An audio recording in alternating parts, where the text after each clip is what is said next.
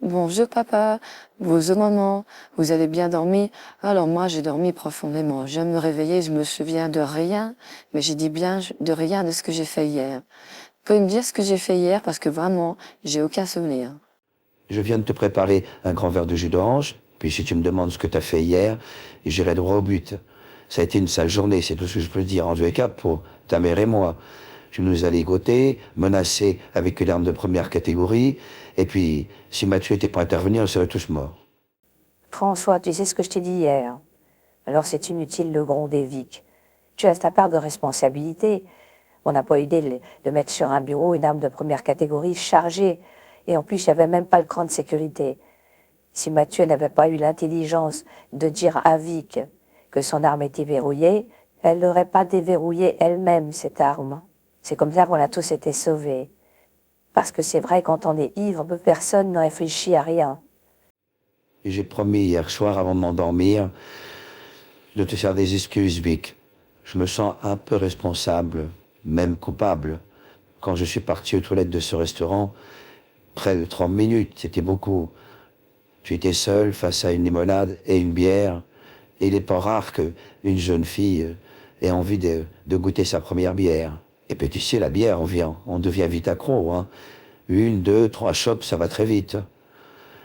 En tous les cas, Vic, la bière te réussit vraiment pas. Je te conseille vraiment de rester à l'eau minérale. Tu mettras moins en danger la sécurité nationale. Pour te faire un petit peu rire. Ayons un peu d'humour quand même à cette table. En fait, quand je vous ai dit que je me souvenais de rien, c'est vrai. Mais hier matin, quand vous êtes partis tous les deux, parce qu'à un moment vous m'avez laissée toute seule dans la maison, j'ai installé la nouvelle caméra de surveillance que j'ai commandée. Et puis avec un magnéto à bande qui permet de tout enregistrer. Alors cette caméra est très discrète, elle est très petite, je voulais vous faire la surprise. Et ce matin, j'ai regardé, j'ai visualisé les 24 heures, parce qu'elle filme 24 heures, mais elle filme des moments importants. Ça peut être une dispute familiale, un meuble qui s'effondre, enfin ça sert surtout à ça. Ou des cambrioleurs, pourquoi pas. Alors j'ai mis en route ce matin le caméscope, et je vous ai vu ligoter. Enfin, je veux dire, tout a été filmé. Alors, soyez pas trop choqués, mais vraiment, vous avez été filmé, vous avez été courageux. J'avais vraiment perdu les pédales et je suis désolée. Mais en tous les cas, cette caméra est très très bien. Ah, attendez, je vais dans la chambre, je vais vous ramener le film. J'en ai fait une copie pour vous deux. Regarde François en haut. Elle a mis une caméra, je l'avais pas vue quand on est arrivé. Tu t'imagines, on a été filmés. Oh là là. Papa et maman, regardez, j'ai la cassette vidéo dans la main. Vous avez été filmé par la caméra de surveillance. Je la glisse, j'ai juste à mettre lecture. Mais regarde la baffe que tu prends. Et je te hurle dessus, ne désobéis pas à l'autorité parentale. Et maman, j'aime bien la scène où je t'attrape au callback. Et je te dis, de toute façon, si je te tire dessus, t'arriveras à rien, c'est un pistolet à eau.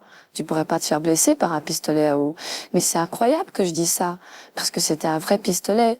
Mais j'ai vu, regardez, vous êtes mort de trouille. Alors Pénélope m'a téléphoné, elle m'a dit, tu dois nous envoyer une copie, on veut tous voir ça à l'école. Mais enfin, je pense à vous, je sais pas si je dois vraiment faire une copie, hein. Hein? Que vous en pensez, ça serait pas bien, hein. Mais enfin, ou alors une copie très discrète, comme ils disent souvent sur les cassettes vidéo, hein. Des copies dans le cercle familial. 13 novembre 2025, je suis Marc Harriman et je voulais justement préciser cette scène. Vous avez découvert dans cette scène que Vic parle d'un pistolet à eau. Il s'agit de la scène alternative, car ce que vous ne savez pas peut-être, c'est que cette scène a été entièrement, je parle de la prise d'otage de ses parents, fait en scène alternative avec des dialogues qui n'ont rien à voir. Et dans la version alternative, Vic explique à ses parents qu'il ne risque rien, qu'elle a en main un pistolet à eau. Et elle menace ses parents que si elle tire, ils vont juste recevoir un jet d'eau sur le visage. Et c'est exactement la même chose face à Mathieu. Elle dit à Mathieu de toute façon que c'est un pistolet à eau et qu'au pire des cas, il sera arrosé. L'idée était de scotcher dans le fauteuil de cinéma les spectateurs pour qu'ils se disent que vraiment elle avait bu énormément d'alcool et qu'elle n'avait plus conscience du tout du danger. Et le spectateur dans son fauteuil de cinéma doit réellement croire que puisqu'elle a qu'un pistolet à eau dans sa main, en tous les cas c'est ce qu'elle pense, et parce qu'elle pense qu'elle n'a pas une vraie arme, alors que nous savons qu'elle possède une vraie arme dans le scénario, le spectateur doit se dire « Waouh, elle dit qu'elle a un pistolet à eau, alors à tout moment elle peut tirer ». Et en fait, là, ça renforce par rapport au public et aux spectateurs dans une salle de cinéma le fait qu'à ce moment-là, tout peut arriver dans la scène. Et donc l'idée était là, c'était de foutre la trouille au spectateur. À bientôt.